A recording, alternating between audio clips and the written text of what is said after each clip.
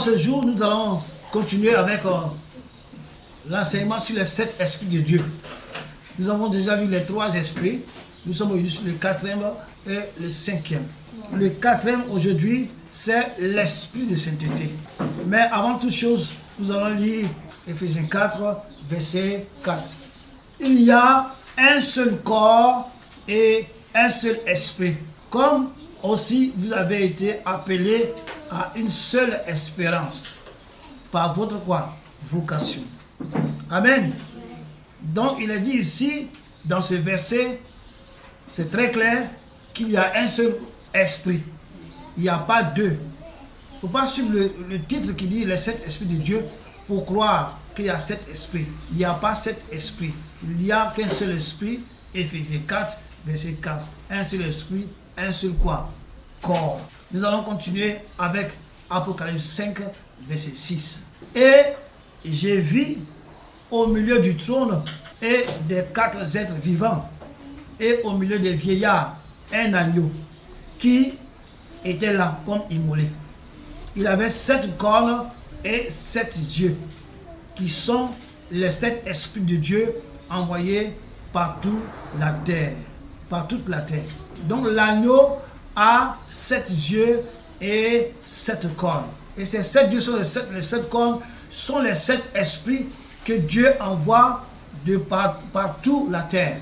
Et ces 7 esprits-là, ils viennent sur la terre pour faire quoi? Ils viennent pour les chrétiens. Ils viennent pour l'œuvre de Dieu. Ils viennent pour la dispensation que Dieu a programmée au temps de la fin.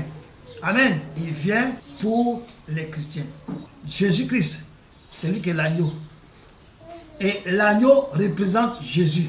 C'est le symbole de Jésus. Jésus ne se balade pas dans le ciel sous la forme d'agneau. Non.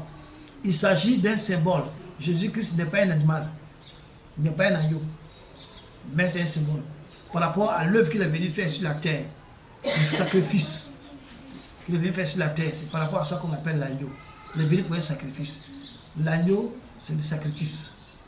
C'est l'animal de sacrifice. Il représente le sacrifice. Il représente l'agneau. Mais il n'est pas un animal. Donc, de même qu'il y a un symbole de Jésus, il y a aussi un symbole du Saint-Esprit. Le plus souvent, les gens disent que la colombe, c'est le Saint-Esprit. Le Saint-Esprit n'est pas un animal. On dit le Saint-Esprit, c'est un esprit. Mais les gens utilisent le plus souvent colombe pour représenter, pour dire que c'est le Saint-Esprit. Il représente le Saint-Esprit. Comme Jésus-Christ, lorsqu'il est sorti de l'eau, on dit que colombe vient descendre sur lui sous forme du Saint-Esprit. Donc, c'était une représentation. Ce n'est pas que le Saint-Esprit est colombe. Donc, il y a 7 esprits et 7 yeux qui sont les 7 esprits de Dieu qui sont envoyés. Il n'y a pas de contradiction dans ce qu'on vient de lire là, entre Éphésiens 4, 4 et Apocalypse 5, 6. Il n'y a pas de contradiction. Dans les deux déclarations, Paul dit il y a un seul esprit, un seul corps. Jean dit qu'il a vu dans le ciel 7 esprits. Mais je vous explique que les 7 esprits, ce sont les 7 esprits que Dieu envoie. C'est l'agneau qui a 7 esprits. Mais ces 7 esprits, ce ne sont pas les 7 esprits qu'on peut dire que voilà un esprit, voilà 2 esprits. Non. Ce sont les œuvres de l'esprit pour nous sur la terre. Un mystère caché dans les 2 déclarations. C'est simple. La réponse est qu'il y a un seul esprit. Mais le Saint-Esprit de Dieu, dans sa dispensation que nous sommes, il se manifeste puissamment sous différentes manifestations. Voilà. Donc, il se manifeste puissamment. Et c'est sous plusieurs formes qu'il se manifeste. Et ces différentes formes ou ces différentes manifestations sont au nom de quoi? De 7. Donc, ce sont ces 7 manifestations-là qui ont été nommées. Chaque manifestation a un nom. Amen. Donc, la manifestation de ce jour, c'est Dieu se manifeste en tant qu'esprit de sainteté. Donc, le Saint-Esprit se manifeste en tant qu'esprit de sainteté. Donc, aujourd'hui, nous allons voir ces esprits-là. Donc, chaque manifestation porte un nom bien précis. Nous avons déjà eu à connaître quoi? Déjà 3 esprits, n'est-ce pas? 3 manifestations qui sont l'esprit de grâce, l'esprit de quoi? De vie. Donc, aujourd'hui, nous voyons l'esprit de sainteté et l'esprit de supplication. Nous commençons par l'esprit de sainteté. On va lire Romains 1, verset 4. Et déclaré fils de Dieu. Et déclaré fils de Dieu. Avec puissance. Ouais. Selon l'esprit de sainteté. Amen. Par sa résurrection d'entre les morts. Amen. Jésus-Christ notre Seigneur. Jésus-Christ notre Seigneur. On dit déclaré fils de Dieu avec puissance. Selon l'esprit de sainteté. Par sa résurrection d'entre les morts. Jésus-Christ notre Seigneur. Donc, c'est selon l'esprit de sainteté qu'il a été déclaré quoi? Fils de Dieu. Et par sa résurrection d'entre les morts.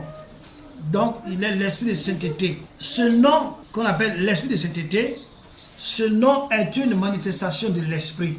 Ce nom indique l'évidence de sa sainteté. La sainteté du Saint-Esprit. Ça reflète son nom. Ce nom indique l'évidence de sa sainteté. C'est le Saint-Esprit. Le Saint-Esprit est saint. Mais l'esprit de sainteté, qui est le Saint-Esprit, est saint. Sa principale caractéristique, c'est de manifester la sainteté de Dieu. Donc sa principale caractéristique, ce qu'il fait de la vie de l'homme, de nous les chrétiens, c'est de faire en sorte que nous manifestons la sainteté de Dieu. Que nous embrassons, que nous entrions, que nous fonctionnons selon la sainteté de Dieu. Que nous soyons saints. Concernant la sainteté divine que manifeste le Saint-Esprit, le prophète Ésaïe nous donne une indication très importante qui nous concerne directement. C'est pourquoi nous allons lire Ésaïe 4, verset 4.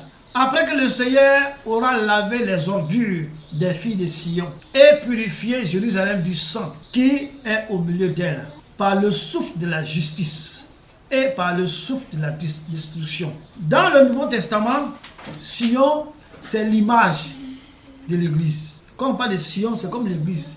L'Ancien Testament, le Sion représente l'Église d'aujourd'hui. Tout chrétien que nous sommes, il nous arrive d'entasser la souillure, d'entasser les ordures dans notre vie, d'entasser les détritus dans nos vies. Et tout ce que je parle là, ces choses, c'est le péché. Donc le chrétien, il lui arrive souvent de pécher. Les détritus, c'est le péché. Et le Seigneur, c'est lui qui nous nettoie de ces péchés-là.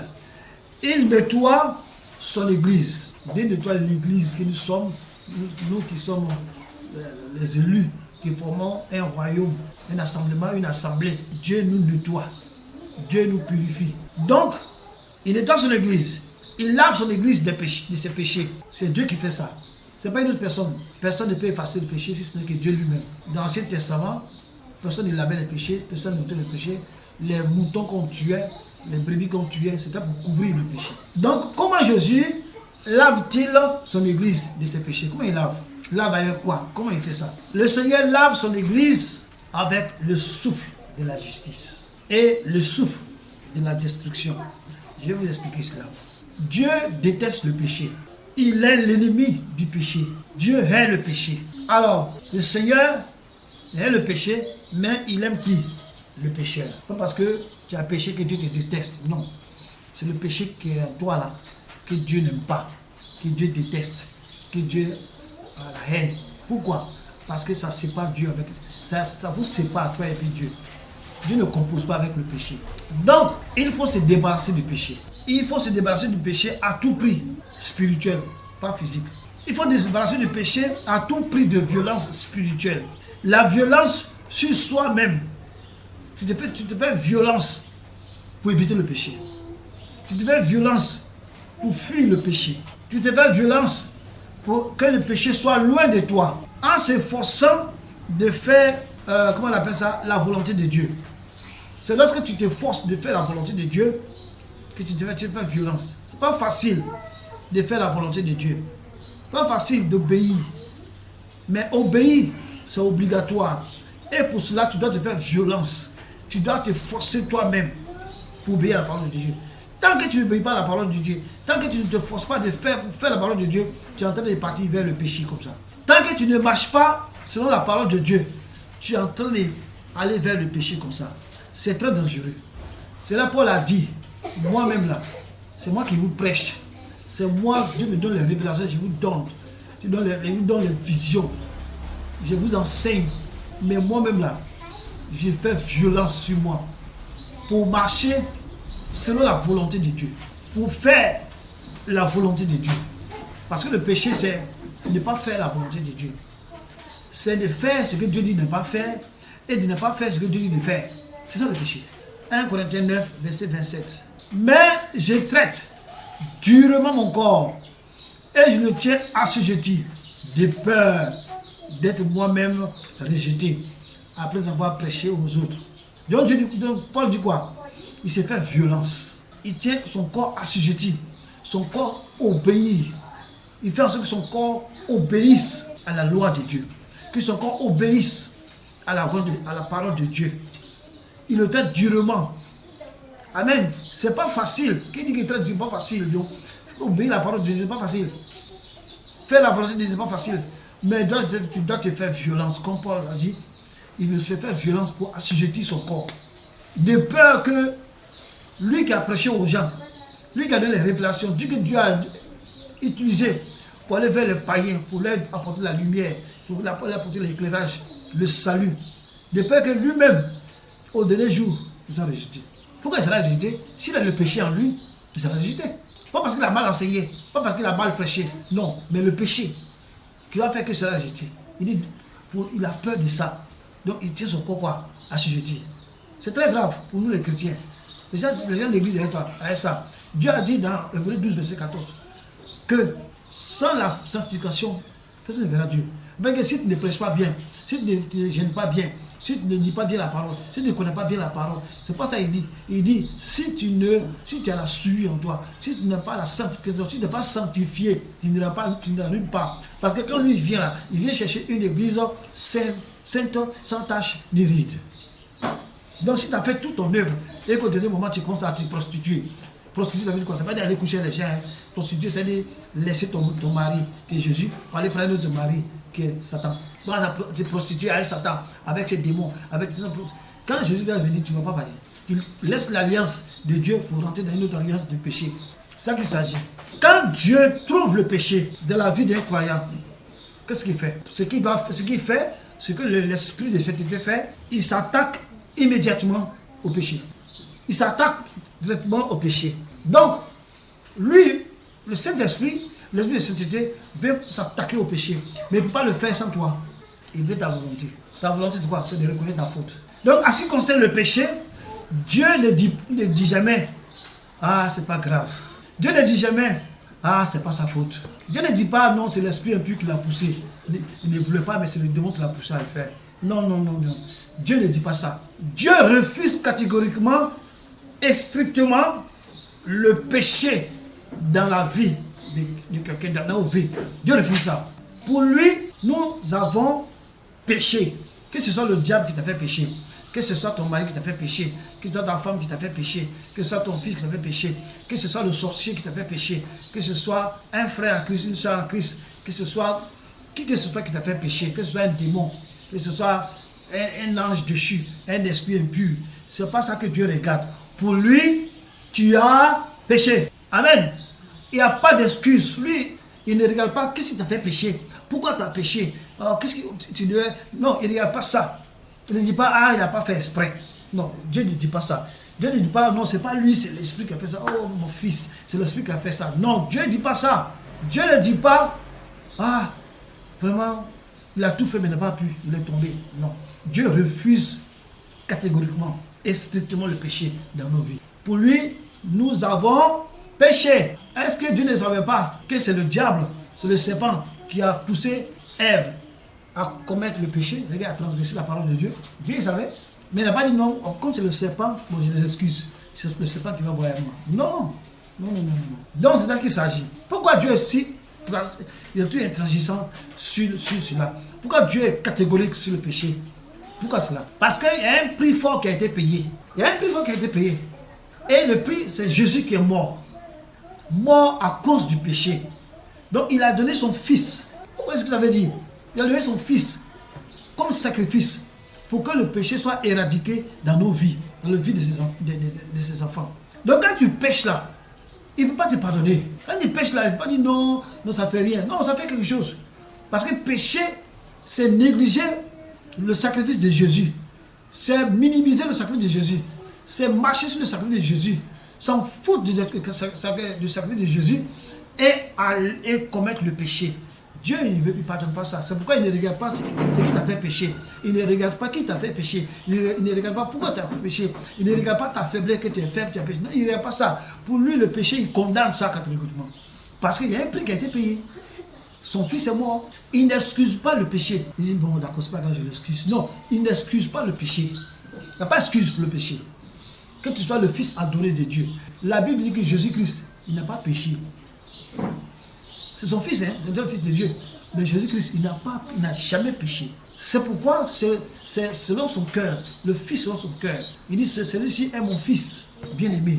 Il ne pêche pas. Ce fils bien-aimé là, il est mort pour enlever le péché. Mais là, quand tu viens à Jésus et tu demeures dans le péché, tu te fous de Jésus. Tu te fous de Dieu. Et Dieu, il n'excuse pas le péché. Il n'excuse pas le péché dans la vie d'un chrétien.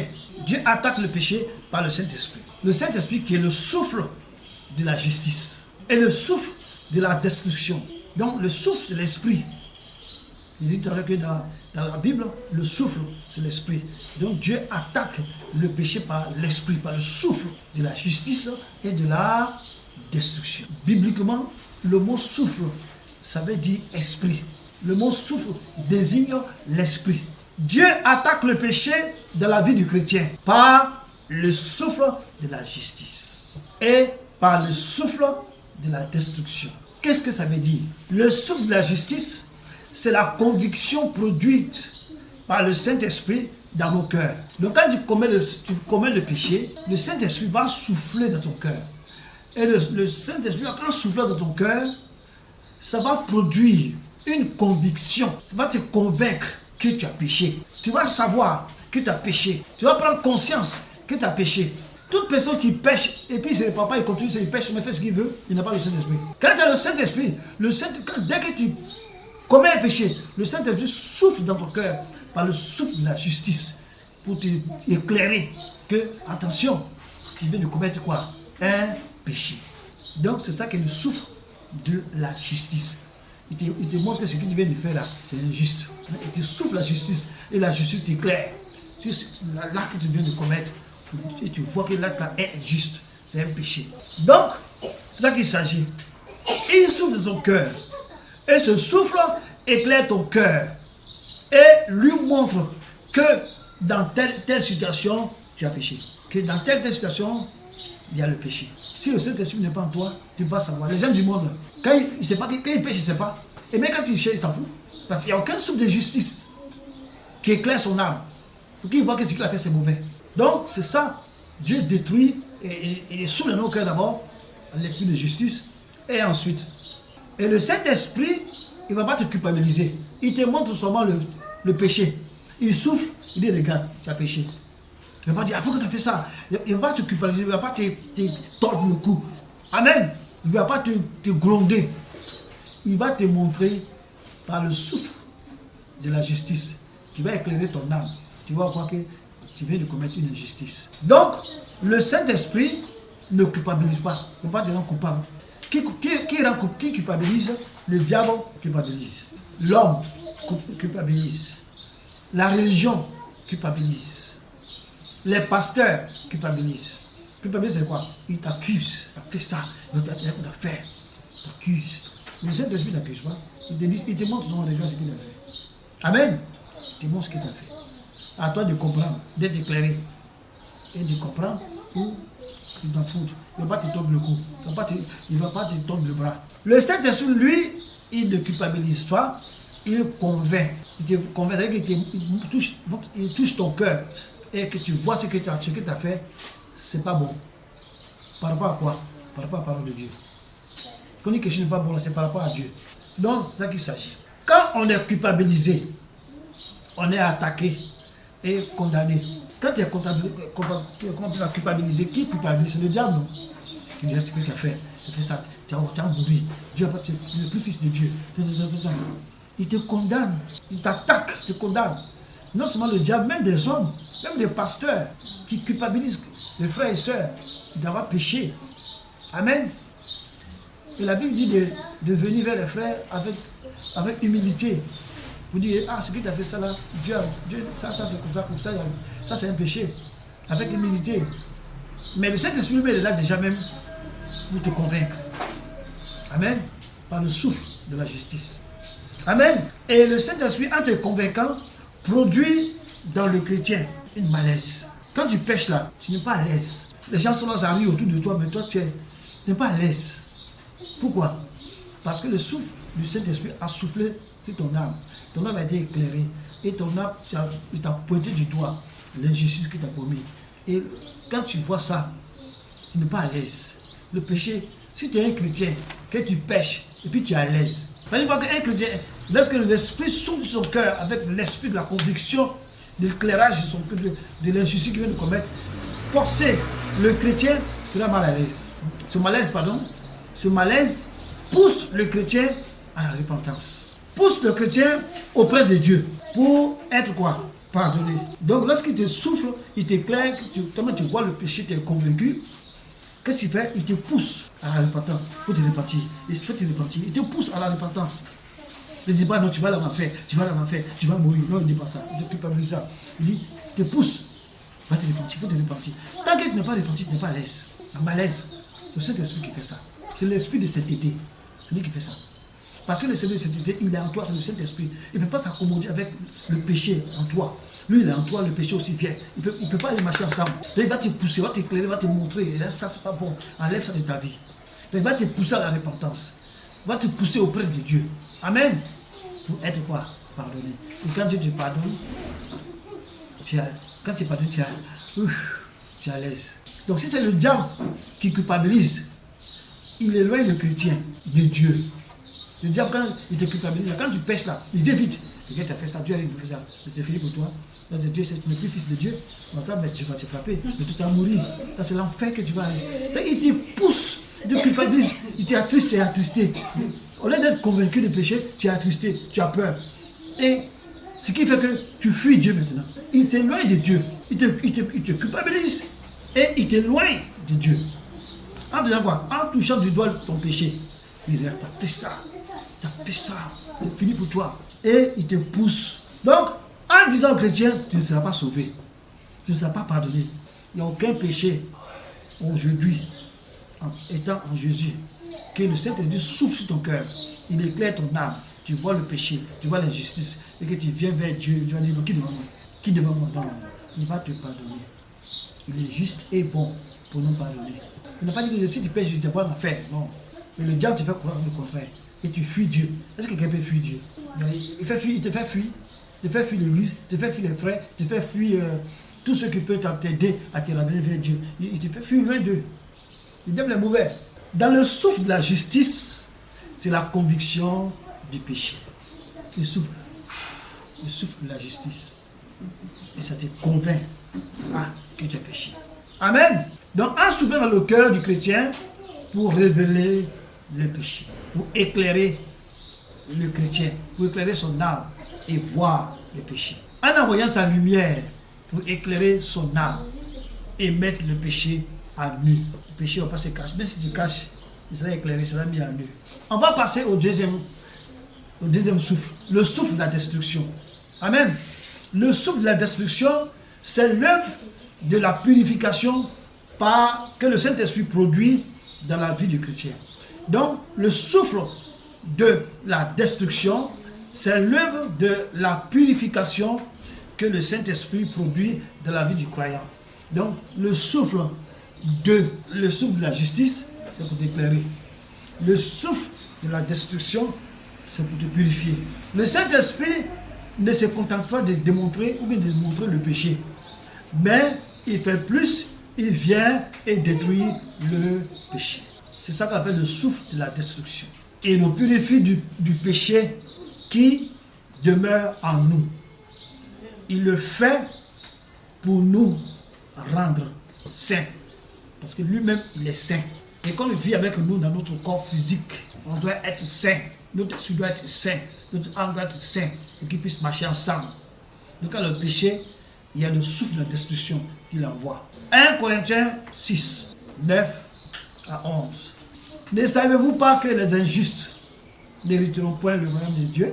Ne vous y trompez pas, ni les impudiques, ni les idolâtres, ni les adultères, ni les efféminés, ni les infâmes, ni les voleurs, ni les cupides, ni les ivrognes, ni les outrageux, ni les ravisseurs n'hériteront le royaume de Dieu.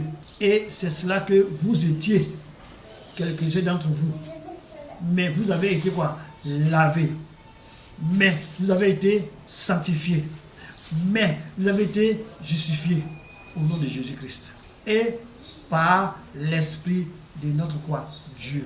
Donc avant, on était des malfaiteurs, des voleurs, des ivrognes, des impudiques, on était toutes ces choses. Mais on a été lavés, purifiés, sanctifiés, on a été justifiés par le Seigneur, par Jésus-Christ, par l'Esprit de Dieu, par l'Esprit de sainteté. Donc si le chrétien se retrouve dans le verset 9, 10, il ne fera pas partie du royaume de Dieu, des cieux. Mais s'il fait partie du verset 11, il sera sauvé. Donc si tu es dans ce verset-là, si tu as été lavé, si tu as été purifié, si tu as été sanctifié, si tu as été justifié, tu verras le ciel. Tu verras le royaume des cieux. Mais si tu es souillé, tu n'iras pas là-bas. Si tu es le péché, tu n'iras pas là-bas. Le chrétien, par sa propre force, ne peut se débarrasser, ne peut se délivrer du péché. Le Saint-Esprit vient par le souffle de la destruction et il purifie du péché. C'est le Saint-Esprit qui fait ça. Tout ce que Dieu veut, c'est de ta volonté. De dire à Dieu, Seigneur, sauve-moi. Mais si tu as le péché, tu n'es pas sauvé. De dire, sauve-moi, ça veut dire enlève le péché. Ce n'est pas à toi de te décacasser, de grouiller, jeûner, prier, sauter, faire l'acrobatie pour être délivré du péché. Non. Il y a un esprit qui est là, l'esprit de sainteté. C'est lui qui fait ça. Il souffre pour te dévoiler le secret, il souffre pour détruire le secret, le péché. Le problème entre Dieu et l'homme, c'est le péché. Le péché, c'est un très grand problème. Un gros problème. Je dirais même un très gros problème. Dieu déteste ça. Et si nous voulons être en parfaite harmonie avec Dieu, si nous voulons être en communion avec Dieu, nous voulons communiquer avec Dieu, vraiment, nous devons faire violence sur nous-mêmes pour obéir à la parole de Dieu. C'est le péché qui fait ou qui provoque, qui met la séparation entre l'homme et qui? Et Dieu. Le péché, Dieu n'aime pas le péché, mais Dieu aime le pécheur. Dieu aime l'homme. Dieu aime celui qui pêche, mais Dieu n'aime pas le péché. Dieu a la haine du péché. Et Dieu a donné son fils Jésus pour régler le problème du péché. Quand Jésus est venu, il n'est pas venu donner les milliards, il n'est pas venu donner mariage, il n'est pas venu donner voyage, il n'est pas venu donner finance, il n'est pas venu pour tout ça. Jésus est venu pour régler le problème du péché. Lorsque l'homme se tourne vers Dieu, lorsque l'homme se tourne vers Jésus, en lui disant, sauve-moi, immédiatement, Dieu envoie le Saint-Esprit. Dieu envoie l'Esprit de sainteté pour venir par le souffle de destruction, balayer le péché. Par le souffle de destruction, libérer le chrétien du péché. Dieu a dit dans 2 Corinthiens 5, verset 17, l'homme qui est né de nouveau est une nouvelle quoi? Créature. Les anciennes choses sont passées et toutes choses sont devenues quoi? Nouvelles. Donc, entre toi et le péché, désormais, ce sera la nuit et le jour. L'homme qui est né de nouveau est transformé parce que les anciennes choses sont passées. Et l'homme est transformé. Il abandonne son idolâtrie. Quand on dit idolâtrie, ce n'est pas forcément aller se prosterner devant une idole. Si tu aimes ta femme plus que Dieu, tu es une idole, tu es une idolâtre. Si tu aimes ton fils plus que Dieu, tu es idolâtre. Si tu aimes ta voiture plus que Dieu, si tu aimes ton travail plus que Dieu, tu aimes les voyages plus que Dieu, tu aimes la musique plus que Dieu, tu aimes tout ce qui passe, qui prend place dans ton cœur avant Dieu, fais de toi un idolâtre. C'est ça qu'il s'agit. Lorsque l'homme est né de nouveau, il abandonne quoi? Son idolâtrie. Et c'est le Saint-Esprit qui produit cela en lui. L'esprit de la sainteté. C'est ça qui fait ça. Le rôle de l'esprit de la sainteté, il vient pour produire la sainteté dans nos vies. Il vient pour nous montrer le péché, détruire le péché, nous sanctifier. C'est cela son rôle. Celui qui est prisonnier d'un péché ouvre son cœur et le Saint-Esprit souffle un souffle de destruction pour le délivrer. Quand tu es prisonnier d'un péché, tu cries à Dieu, tu dis Seigneur, sauve-moi. Je suis prisonnier du péché. Est-ce qu'un prisonnier peut se délivrer lui-même? Quelqu'un qui est prisonnier, comment il va se délivrer lui-même? Il ne peut pas. Donc, un chrétien qui est prisonnier d'un péché, tu es dans la masturbation, tu es dans l'impudicité, tu es dans le mensonge, le vol, tu es dans toutes ces choses. Et tu es en train de te décarcasser pour dire que tu vas te libérer toi, mais tu ne pourras pas. Il faut crier à Dieu, crier à Jésus, dis Seigneur, sauve-moi.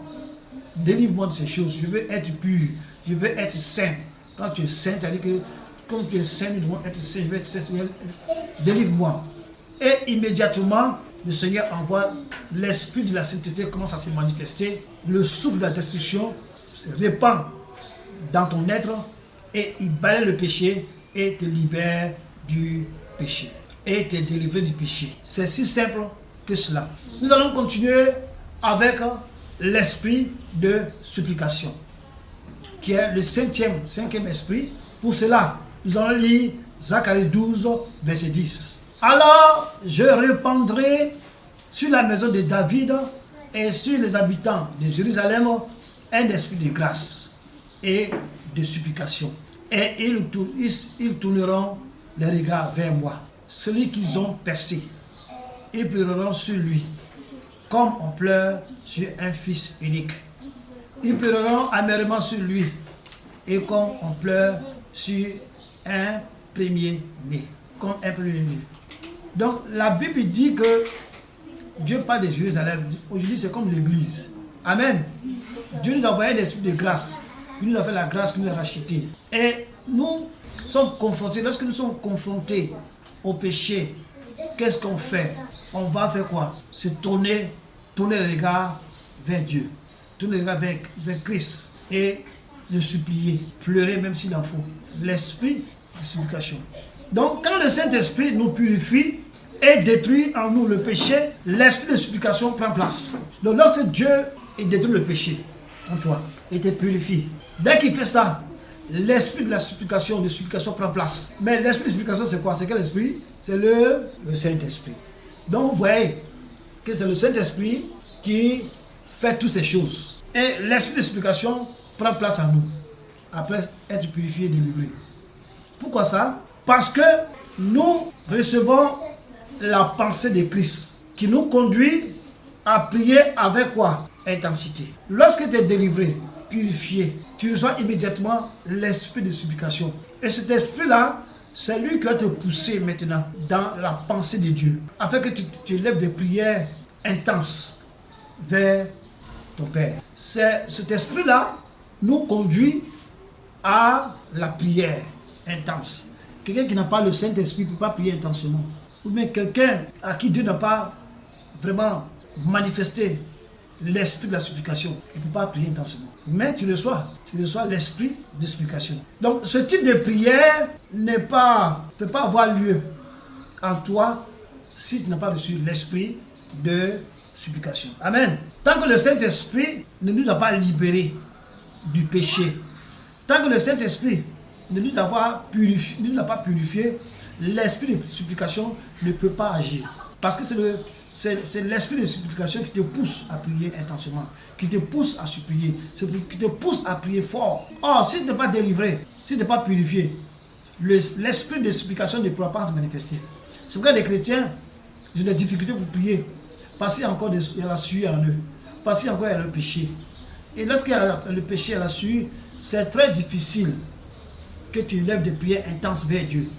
C'est très difficile que tu te lèves pour prier intensément. Parce que pour le faire, ce n'est pas toi-même, c'est l'esprit de supplication qui te pousse à le faire. Or, lui, il n'agit pas là où il y a le péché. Il ne compose pas avec le péché. C'est pourquoi il attend que tu sois délivré, purifié par le Saint-Esprit, et avant que lui commence son œuvre, avant qu'il prenne place. Donc, quand un chrétien a été libéré du péché, il reçoit la pensée du Christ. Du coup, il a envie de supplier, il a envie de prier, il a envie d'intercéder à Dieu. Ça vient seul. Tu as envie de prier pour ton frère. Quand tu as envie de prier, tu as envie de prier pour tes parents. Quand tu as envie de prier, tu as envie de prier pour ceux qui te font du mal. Tu intercèdes, tu es en train de supplier, tu es en train de prier intensément. C'est l'esprit de la supplication qui est à la base de cela, qui fait ça. Et ça, c'est la cinquième œuvre de Dieu dans la vie des chrétiens. Amen. On va lire Romains 8, 26. De même aussi, l'Esprit nous aide dans notre quoi, faiblesse, car nous ne savons pas ce qu'il nous convient de demander dans nos prières. Mais l'Esprit lui-même intercède par des soupirs inexprimables. C'est le Saint-Esprit qui nous pousse à prier. Donc, quand il fait cette œuvre, on l'appelle l'esprit de supplication. Donc, tu ne peux pas te lever comme ça, puis tu fais la supplication, tu intercèdes pour les gens, pas possible. Il faut d'abord que tu sois quoi? Premièrement, gracié, que tu aies la vie, que tu sois adopté par Dieu, que tu sois purifié, sanctifié. Et l'esprit prend la place. L'esprit de supplication, quand il prend la place, ça veut dire qu'il commence à se manifester. Et puis un coup, tu as envie de prier, un coup, tu as envie d'intercéder, un coup, tu pries pour les gens. Et puis quand tu ne pries pas, tu n'es pas à l'aise. Quand tu ne pries pas, même quand tu ne pries pas pour toi, c'est pas le problème. Quand tu ne pries pas pour les autres, tu n'es pas à l'aise. Quand tu ne pries pas, tu n'es pas à l'aise. C'est l'esprit de supplication qui fait ça. Mais si tu as le péché en toi, si tu as la souillure en toi, si tu marches dans le péché, tu ne peux pas supplier. Tu ne peux pas prier intensément. Tu peux prier, toi, Seigneur, mais tu ne peux pas prier intensément. Tu ne peux pas intercéder. Tu ne peux pas supplier pour quelqu'un d'autre. Tu ne peux pas être dans la sueur de la prière. Tu pries dans la sueur. Tu ne peux pas. Donc, après nous avoir lavé de nos péchés, l'esprit de supplication nous aide dans nos prières. C'est pourquoi quand tu pries, quand tu demandes à Dieu, Seigneur, rends-moi pur, purifie-moi, sanctifie-moi. Et fasse en sorte que l'esprit de supplication prenne place. Donc, il prie à travers nous par des soupirs inexprimables. Donc, le Saint-Esprit, il prie à travers nous. Quand tu pries là, les idées, tout ce qui te vient à la tête pour prier là, qui te donne? C'est le Saint-Esprit. Des fois, tu pries, mais aujourd'hui j'ai prié, hein. Mais je ne sais pas. Mais quand j'ai prié, j'ai vu l'image d'un frère. C'est comme si on me dit de prier pour le frère. Qui fait ça? C'est le Saint-Esprit. L'esprit de supplication. Cela arrive lorsque nos larmes remplacent les prières. Quand tu pries, quand tu n'as plus rien à dire, tu n'as plus de mots, tout ce que tu peux faire, c'est de pleurer. Ça, c'est l'esprit de supplication qui fait ça. Donc, cela arrive lorsque nos larmes remplacent les prières. Il arrive qu'on prie. En priant, on arrive à un certain niveau où on n'arrive plus à parler, mais on commence à faire quoi? À pleurer à chaudes larmes. Parce que les mots nous manquent. Il n'y a plus de mots. Tellement que tu es prié, tellement que il y a des choses qu'il veut dire, mais tu n'as pas les mots jusqu'à tu commences à pleurer. Et c'est le Saint-Esprit, c'est l'esprit de supplication qui fait ça. Pour que lui puisse te donner les mots. Pour que lui puisse t'aider à prier. C'est lui qui produit cela en vous. C'est l'intercession du Saint-Esprit. L'intercession de l'esprit de sainteté. Lorsque les larmes remplacent les paroles, cela arrive lorsque nous gémissons dans les profondeurs de notre quoi? Âme, de notre esprit, que tu gémis, tu souffres dans la souffrance, tu pries, puis finalement tu n'as plus les mots. Amen. Et l'esprit de la sainteté prend la place. L'esprit de la sainteté te conduit maintenant.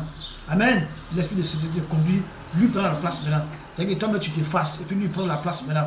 Il t'aide maintenant à prier, et tu commences à prier. Et tu commences à intercéder pour les frères, pour toi, mais pour ta famille. Tu commences à intercéder. Tu commences à combattre mes devoirs. Parce que nous ne savons pas quoi dire. Nous sommes bloqués. Je ne sais pas quoi dire.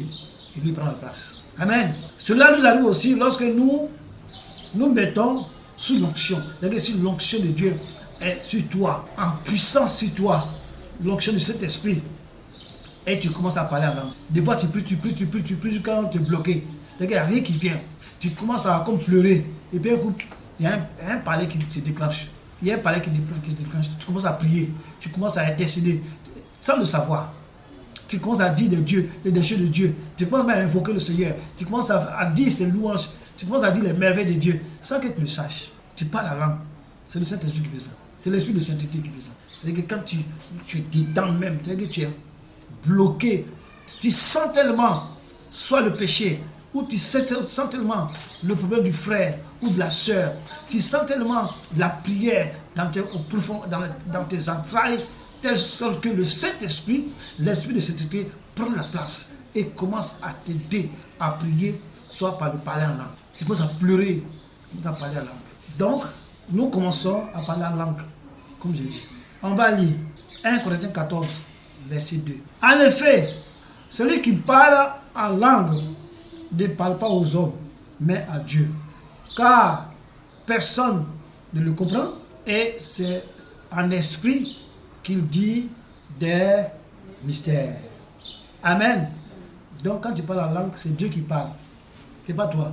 Toi-même, tu ne sais pas ce que tu dis. Toutes les paroles que tu prononces là, ça vient de Dieu. Des fois, on me dit, mais qu'est-ce qu'il dit comme ça? Quand tu finis, mais c'est un peu bizarre là. Mais il y a d'autres aussi que Dieu donne ce don-là de comprendre ce qu'ils disent. Donc, d'interpréter, de parler en langue. Lorsque nous prions en langue, nous prions les mystères de Dieu. Nous déclarons les choses cachées de Dieu. Plus exactement, nous déclarons les choses qui sont cachées, qu'on ne connaît pas. Les choses sont cachées, que Dieu veut accomplir dans notre vie. Donc, dans notre vie, il y a des choses qui sont cachées, nous on ne connaît pas. Si tu ne sais pas quelque chose, comment tu vas prier? Nous ne connaissons pas, mais Dieu connaît. Donc, lorsque nous sommes dans les profondeurs de la prière, lorsque nous sommes à l'intérieur, c'est-à-dire qu'on n'est plus dans la chair, on est à l'intérieur, en esprit, l'onction, l'esprit de sainteté, quand il prend la place, il commence à déclarer les choses cachées de ta vie. En parlant, non? Les choses cachées. Tu commences à parler. Tu ne comprends pas ce que tu dis. Mais le Saint-Esprit te pousse à déclarer ces choses-là. Parce que si tu ne fais pas ça, jamais tu vas prier. Parce que tu ne connais pas, jamais tu vas prier. Donc, nous déclarons les choses cachées que Dieu veut accomplir dans nos vies. Supposons qu'actuellement, il est l'heure de te marier. Il est l'heure de voyager. Il est l'heure de commencer l'œuvre de Dieu.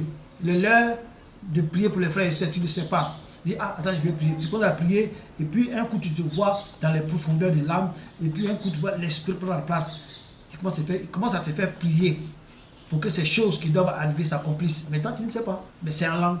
Les choses cachées, les choses qui sont cachées, que Dieu veut accomplir dans notre vie. Donc, nous verbalisons ces choses par la prière, ces choses cachées.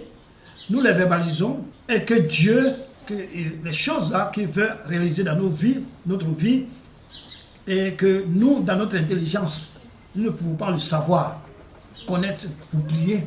Mais Dieu qui connaît le plan de nos vies, Dieu qui a planifié toutes choses, qui sait qu'à telle heure, à telle chose, Dieu qui le sait, il va, au travers du parler en langue, te pousser à prier en langue, à parler pour ces choses-là, sans que toi-même tu le saches.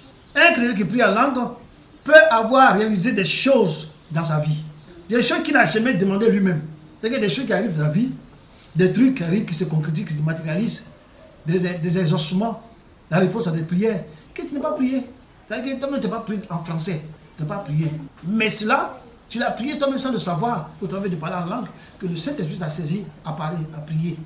Parce que si on ne prie pas Dieu, Dieu ne peut pas, il peut rien faire dans ta vie si tu ne pries pas. Hein. Tu dis, ah Dieu sait, tu vas faire, Dieu il sait. Bon, il va dire qu'il est le président, lui il sait, il va faire président. Non, tu pries pour que ce que Dieu a dit s'accomplisse. Tu te lèves pour que ce que Dieu a dit s'accomplisse. Il y a des gens qui viennent à l'église, ils cherchent du travail, ils vont jeûner, prier, tout et tout. On dit, bon, ok, c'est fini, la semaine est finie. Lorsqu'ils rentrent à la maison, quand ils ont sujet, ils sont à la maison, ils ne sortent pas.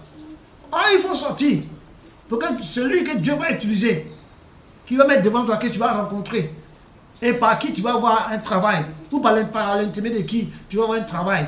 Si tu ne sors pas, tu es à la maison, comment ça va se passer? Donc tu veux que Dieu amène le gars quand je suis dans la maison, t'appelles la porte, non, donc il faut te lever. Amen. Donc il y a des choses que nous devons faire, des choses de nos vies que nous ne savons pas, mais l'Esprit va nous faire prier sans qu'on le sache. Donc un chrétien qui prie en langue peut voir réaliser des choses dans sa vie, des choses qu'il n'a jamais demandé de lui-même, les choses qu'il n'a jamais demandé. Donc le parler en langue permet de prier les desseins cachés de Dieu pour nous. Le parler en langue permet de prier avec les desseins cachés de Dieu pour nous se réalisent. C'est ça qu'il s'agit. Et cela va se manifester dans notre vie sans que nous l'ayons prié, sans que nous l'ayons demandé en français. Tu dis, ah, ça c'est la grâce de Dieu. Hein? J'avais besoin de ça. Et puis c'est arrivé. Non, ça c'est la grâce de Dieu. Amen. Oui, c'est la grâce de Dieu. Mais tu ne sais pas que tu as prié. Tu as prié, quand tu as parlé en langue, tu as prié pour ça. Dieu t'a fait prier pour ça. Que Dieu le bénisse. Mais nous l'avons demandé quand nous avons prié en langue. Le Saint-Esprit est l'esprit de supplication, l'esprit de sainteté. Amen. Il nous fait prier et nous fait exprimer, expérimenter de la part de Dieu des choses que nous ne nous jamais demandées.